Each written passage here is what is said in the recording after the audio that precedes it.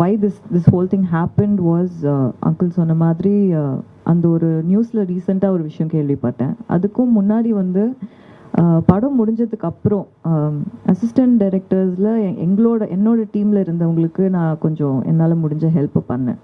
அது எங்கே வெளியே தெரிஞ்சுதா என்னன்றது எனக்கு தெரியல.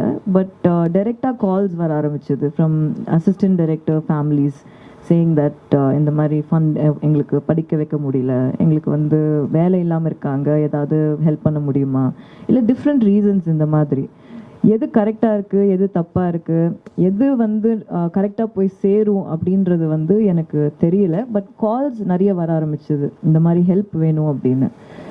ஸோ ஐ தாட் இந்த மாதிரி ஒரு யூனியன் இருக்குது, இதுக்குன்னு வேலை செய்கிறவங்க இவ்வளோ பேர் இருக்கீங்க, இங்கே வந்து டைம் ஸ்பெண்ட் பண்ணி இதுக்குன்னே யூ புட்டிங் எஃபர்ட். ஸோ கரெக்டாக அந்த நம்ம என்ன whatever small that whatever contribution that we give அது கரெக்டாக போய் சேரணும் அப்படின்ற ஒரு தாட் வந்து ரொம்ப இருந்தது. அண்ட் கண்டினியூஸாக நம்மளால் முடிஞ்ச ஒரு சின்ன ஹெல்ப் வந்து பண்ணணும் அப்படின்றதுனால I reached out to uncle and asked him இதை எப்படி பண்ணணும் அப்படின்னு. And he guided me, so that is why I am here today.